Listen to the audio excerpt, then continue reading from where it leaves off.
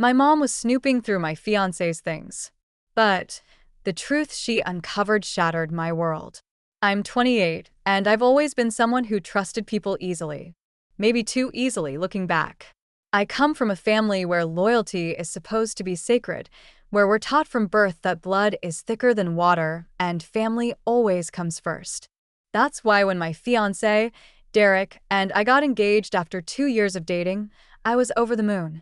We were finally starting to build our life together, and I had always imagined we'd be a strong team, making decisions and facing the world hand in hand.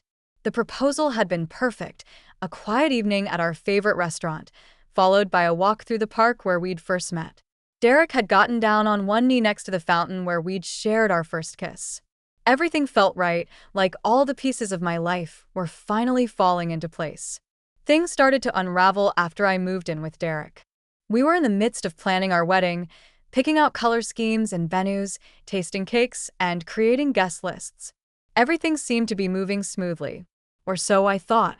My mother, who had always been my rock, started getting increasingly involved in the planning. At first, I appreciated the help. She's a strong, independent woman who had always supported me through thick and thin. But I didn't realize how far things would go until it was too late. It started with small things, subtle comments about the wedding dress I'd chosen, questions about the guest list. But then it became clear that my mom was questioning everything I did. She didn't like the rustic barn venue I had picked. She hated the burgundy and gold colors I chose for the decorations, and she even started making passive-aggressive comments about Derek's family. I began to feel like I was losing control over something that was supposed to be mine, something that should have been about me and Derek. The wedding was starting to feel less like our special day, and more like a production my mother was directing. One evening, I came home from work early, planning to surprise Derek with his favorite dinner, honey-glazed salmon with roasted vegetables. I opened the door, and immediately I heard voices upstairs. At first, I thought it was just Derek talking to one of his friends on the phone, but then I recognized the other voice. It was my mom. Curious and slightly concerned, I walked up the stairs, trying to be quiet. I reached the door to our bedroom and froze. There, standing in the middle of the room, was my mother, going through Derek's personal belongings. She was rifling through his drawers, pulling out his things, looking through his wallet, and even his old letters. My heart sank. I couldn't believe what I was seeing. This was a betrayal on so many levels. I stepped into the room and called out to her. Mom. What are you doing here? She jumped, clearly startled. Oh, honey. You scared me, she stammered, looking flustered. I was just looking for something important, she added, trying to mask the guilt to her voice. But I didn't buy it for a second. After confronting my mother and discovering the box of letters, I couldn't shake the feeling that there was more to this story. That night, after everyone had gone, I sat alone in our bedroom, staring at the box my mother had found. Should I look? Was I any better than her if I did? But something wasn't adding up. Why would Derek keep old letters hidden away? And why did my mother seem so convinced there was something wrong? With trembling hands, I opened the box. Inside were dozens of letters, some recent, some dating back several years. As I began to read, my world started to crumble. The letters were from my best friend Sarah, not just friendly correspondence, but intimate messages filled with shared secrets and hidden meanings. I felt sick to my stomach, but I couldn't stop reading. The most recent letter was dated just 2 weeks ago. I miss our late-night talks. Remember that cafe on 4th Street where we used to meet? I drove past it yesterday and couldn't help thinking about all the times we shared there. I know we agreed to keep our distance, but sometimes I wonder if we made the right choice. The other Sarah doesn't understand you like I do. My hands were shaking as I pulled out my phone and opened my photo gallery. There they were, dozens of pictures of Derek at various events over the past few months. In the background of several of them, barely noticeable unless you were looking for it, was Sarah. At the charity gala 3 months ago. At the coffee shop near his office. Even at the farmer's market where Derek claimed he went alone on Sunday mornings. I started digging deeper. I checked our shared calendar on my phone and noticed a pattern. Every Thursday, Derek had a recurring work meeting scheduled from 7 to 9 p.m. But when I checked our joint credit card statements, there were charges from that cafe on 4th Street, the one Sarah mentioned in her letter, on those same Thursday nights. The pieces were falling into place, but I needed to be sure. I created a fake email account and sent a message to Sarah, pretending to be a potential client for her photography business. She responded quickly, attaching her availability calendar. There they were, every Thursday evening marked as private session. I felt numb as I continued my investigation. Social media posts I'd overlooked before suddenly took on new meaning. Comments that had seemed innocent now felt loaded with hidden messages. Even the way Sarah had helped with wedding planning, her insistence on certain vendors, her suggestions about the timeline, it all felt calculated now. Then I found something that made my blood run cold. In a folder marked Tax Documents 2019, I discovered a receipt for a weekend getaway at a beach resort from last summer, when Derek had told me he was at a business conference and Sarah had claimed to be visiting her sick aunt. I spent hours piecing together their deception, finding more evidence with each passing minute. Photos, messages, receipts. It was like following a trail of breadcrumbs that led to the destruction of everything I thought I knew about my life. When Derek's message came, "We need to talk. I can't keep hiding this from you anymore," I was already prepared.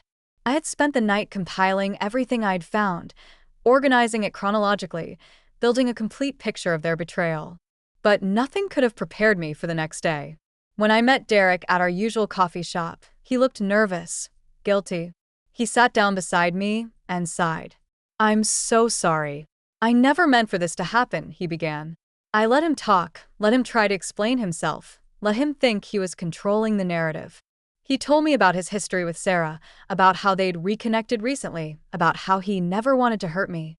When he finished, I slowly opened my bag and pulled out the folder I'd prepared. "Is that why you've been meeting her every Thursday at the cafe on 4th Street? I asked calmly, laying out the credit card statements. "Is that why you were both at the Beach Haven Resort last summer?" I added the receipt to the pile. "Is that why she's in the background of all these photos?" I spread the printed pictures across the table. The color drained from his face. "How did you?" "No." I finished for him. "I'm not as blind as you both thought I was. And my mother, she might have gone about it the wrong way, but she saw what I couldn't. Or wouldn't." I pulled out the letters last, watching as recognition and then panic flashed across his face. "I found these too. Although I suppose I should thank you if you hadn't hidden them so poorly. If my mother hadn't been so suspicious, I might have gone on believing in this lie of a life we were building." Derek tried to reach for my hand, but I pulled away. "Sarah, please let me explain." "Which Sarah?" I asked coldly. "Me or her? It must get confusing sometimes, juggling two women with the same name." I stood up, gathering my evidence back into my bag. "You know what the worst part is? It's not even the affair. It's the fact that you both let me plan this wedding, let me believe in this future, all while sneaking around behind my back. You let me trust you. Both of you." I left him there, sitting at that coffee shop table, looking lost and small. The Derek I thought I knew, the man I had planned to marry, had never really existed. He was just a carefully crafted illusion, maintained by two people I had trusted completely. The aftermath was brutal. I moved out that same day, taking only what I needed. Sarah, my former best friend, tried to call repeatedly, leaving voicemails full of tears and apologies. I blocked her number. Derek's messages grew increasingly desperate, alternating between begging for forgiveness and trying to justify his actions. I blocked him too. As for my mother, things are still complicated. Yes, she had invaded Derek's privacy, and that was wrong. But she had also seen what I had been too trusting to notice. When I finally told her everything I had discovered, she didn't say, "I told you so," or try to take credit for exposing the truth. She just held me while I cried. "I'm sorry I didn't tell you my suspicions directly," she said softly. "I should have trusted you with the truth instead of going behind your back. We're working on rebuilding our relationship, setting better boundaries, and learning to communicate more openly. It's not perfect, but it's progress. The hardest part has been learning to trust again, not just others, but myself." How had I missed so many signs? How had I been so blind to the deception happening right in front of me? But I'm working on forgiving myself too. Sometimes love makes us see what we want to see, believe what we need to believe. 6 months have passed since that day at the coffee shop. I've moved into my own apartment, started therapy, and begun to rebuild my life.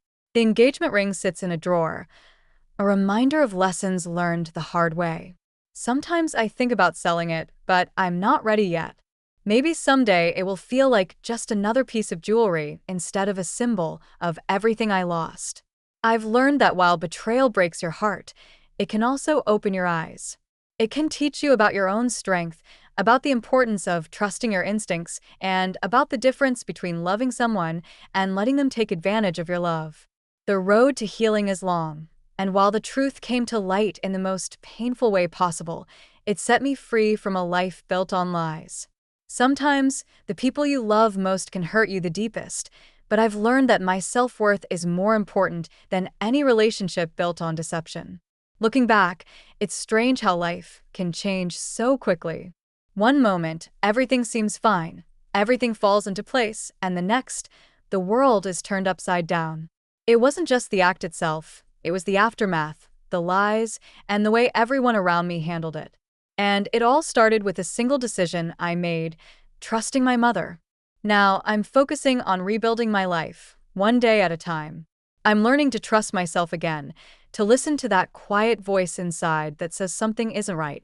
And most importantly, I'm learning that while loyalty is important, it should never come at the cost of your own truth. The world may have turned upside down, but I'm finally standing right side up.